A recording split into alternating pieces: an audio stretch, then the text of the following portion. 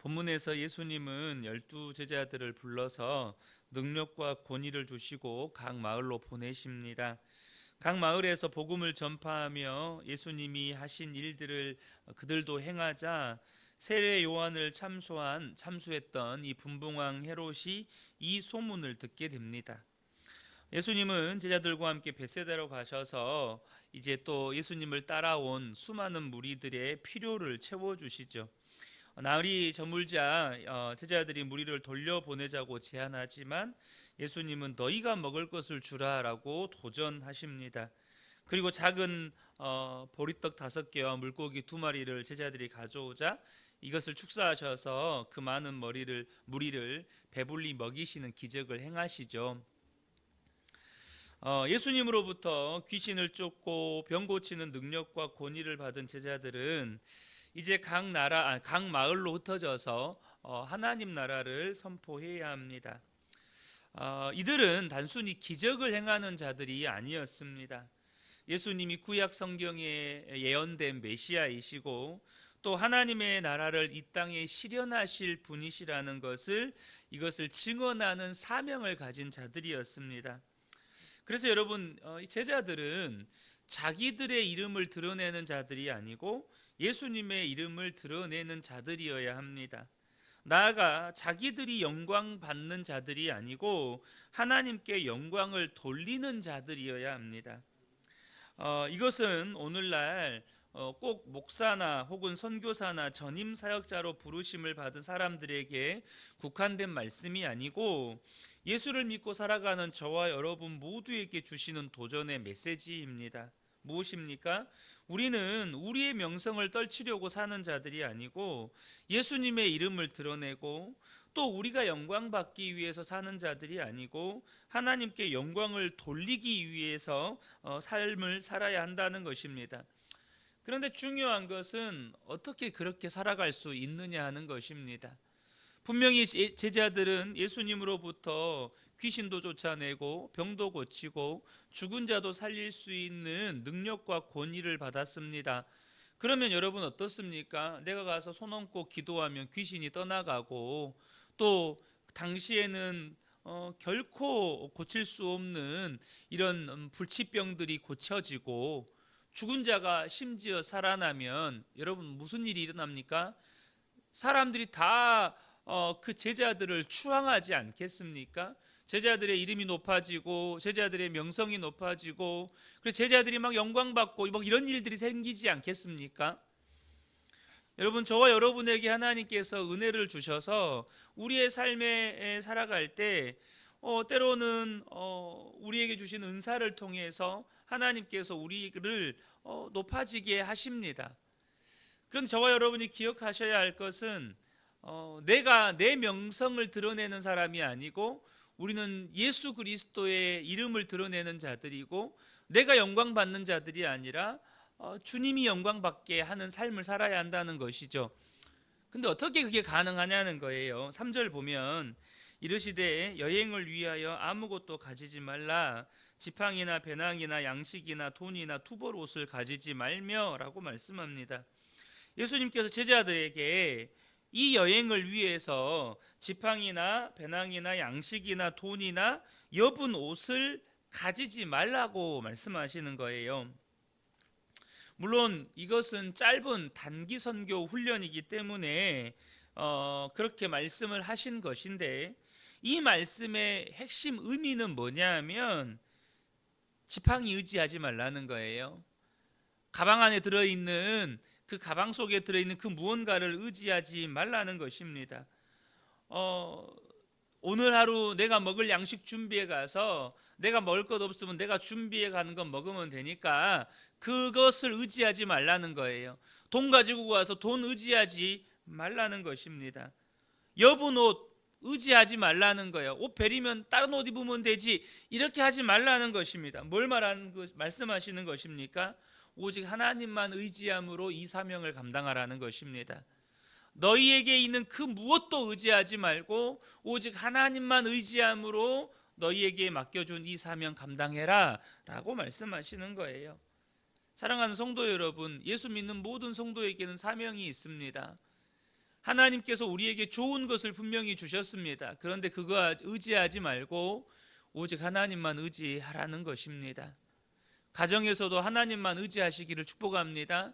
교회에서도 일터에서도 하나님만 의지하시기를 축복합니다. 이 말씀은 당시 종교적인 메시지를 전하고 그것으로 인하여서 많은 이익을 추구하던 이 종교 지도자들과는 완전히 차별된 메시지였습니다. 그 무엇도 의지하지 말고 오직 하나님만 의지해라. 저와 여러분이 이 땅을 살아가면서 예수님의 이름을 드러내고 하나님께 영광을 돌리는 삶을 살려면 우리 눈에 보이는 것들을 의지하며 살아서는 안 된다는 것입니다. 오직 하나님만 의지함으로 우리에게 주신 사명들을 감당해 갈 때 우리의 삶을 통해서 예수님이 드러나게 되고, 예수님이 드러났다는 것은 하나님이 영광을 받으셨다는 뜻입니다. 또한 복음을 영접하지 않는 도시에서는 발에서 먼지를 떨어버리라고 명령을 하시는데요, 이것은 복음을 거부한 이들에게 하나님의 경고를 전하라는 말씀입니다. 5절을 보면 누구든지 너희를 영접하지 아니하거든 그 성에서 떠날 때에 너희 발에서 먼지를 떨어버려 그들에게 증거를 삼으라 하시니, 이렇게 말씀합니다. 여러분, 우리는요, 손님 한 사람이 아쉬워서 어찌하든지 하나라도 물건을 더 팔려고 하는 영업사원들이 아닙니다. 여러분, 이 말은 절대 영업 일을 하시는 분들을 비하하려고 드리는 말씀이 절대 아니에요.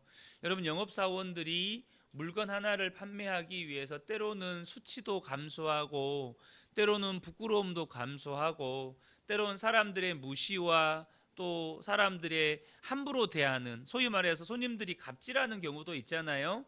그런 것들을 감수해 가면서 우리가 물건을 판매하지 않습니까? 영업사원들이. 그런데 우리는요, 그런 물건을 판매하는 사람들이 아니고 어떤 서비스를 제공하는 사람들이 아니고 세상 무엇과도 바꿀 수 없는 생명을 전하는 자들입니다. 그러므로 우리는 피굴해지면 안 된다는 거예요. 피굴해지면 안 된다는 거예요.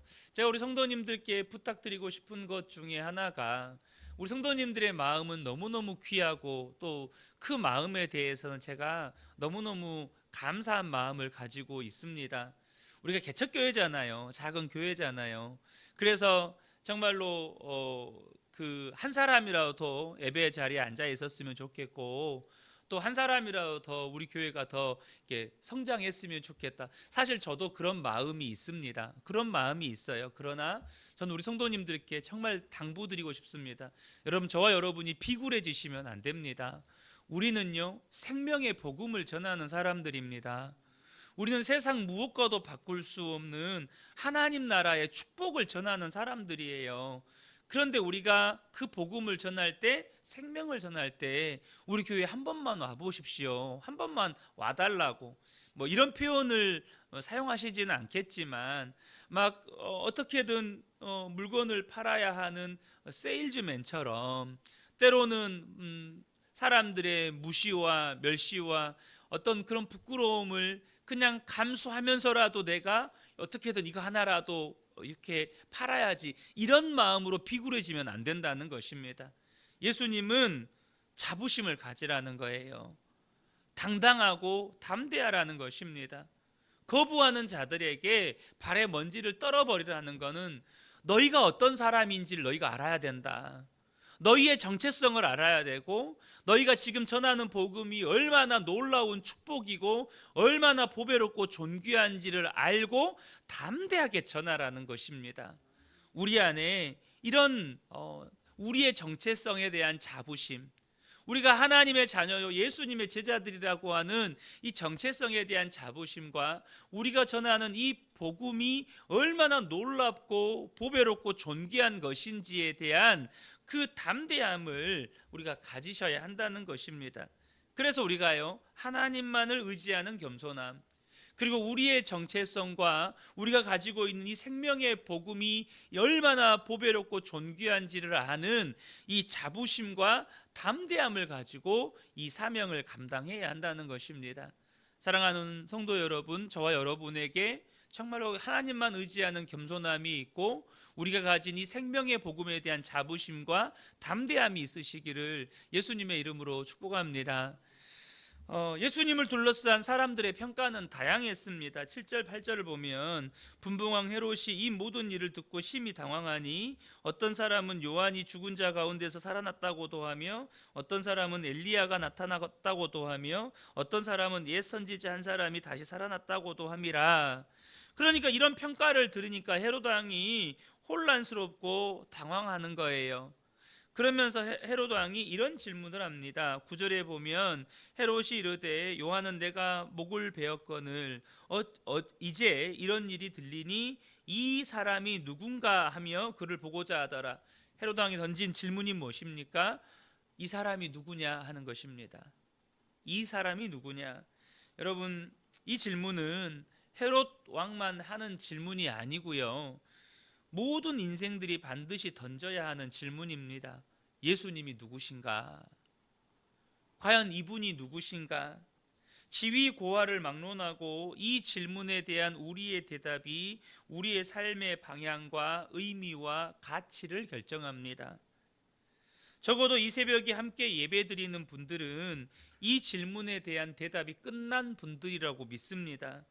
예수님은 단순히 2000년 전에 유대 땅에서 활동하신 한 사람의 성인이 아니고 그분이 말씀하신 그대로 또 그분이 삶으로 보여주신 그대로 하나님의 아들이시고 나의 모든 죄를 대속하신 나의 구세주이시고 지금은 내 안에 살아계신 나의 생명이시고 나의 주님이십니다.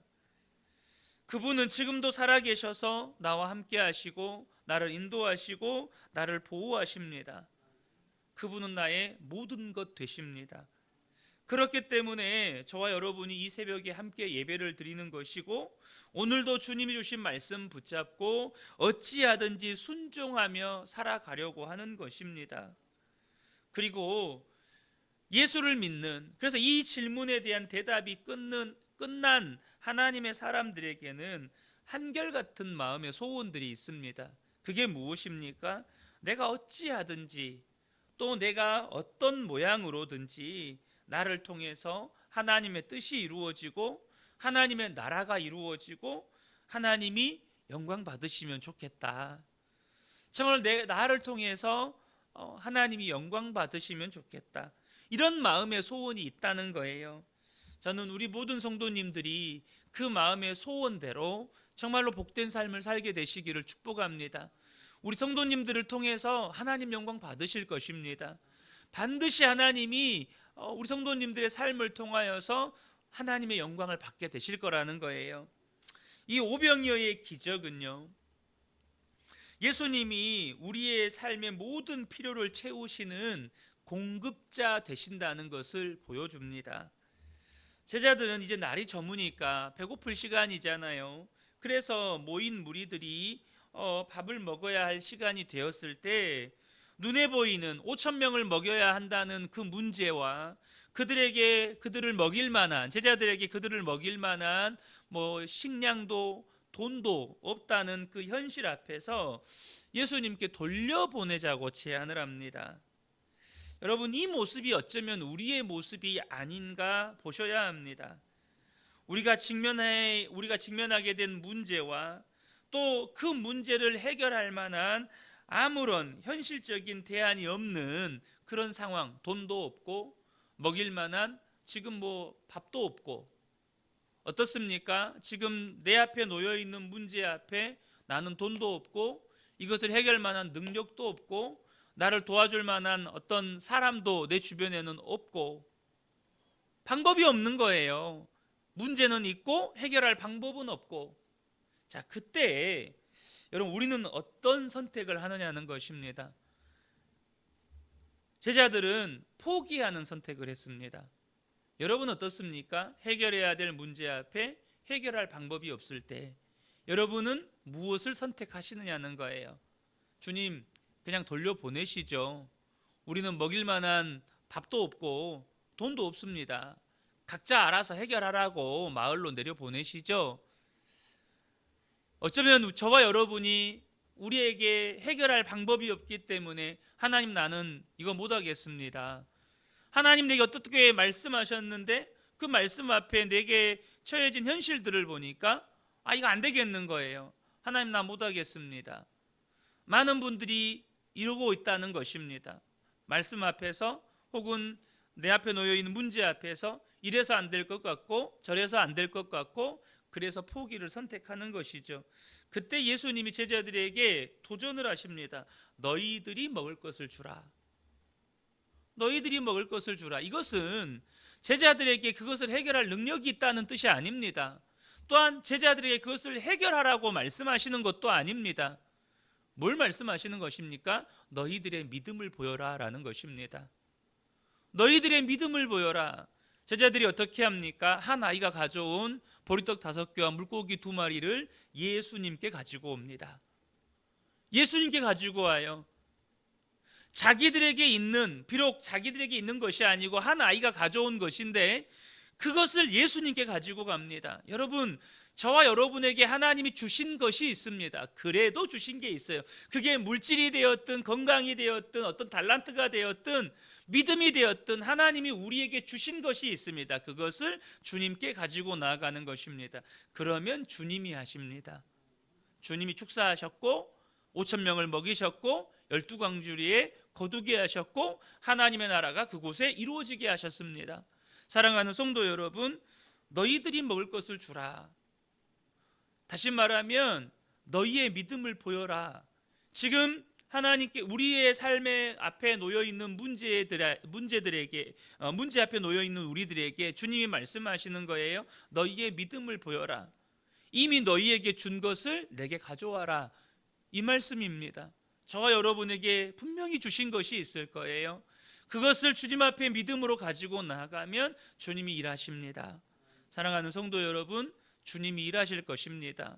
저와 여러분의 삶에 정말로 믿음으로 주님 앞에 나아간다면 우리 앞에 놓인 문제도, 우리가 도저히 순종하지 못할 것 같던 말씀도 주님이 순종하게 하시고 모든 필요를 채우시고 주님이 역사하셔서 반드시 하나님의 뜻을 이루시고 하나님의 나라가 임하게 하십니다.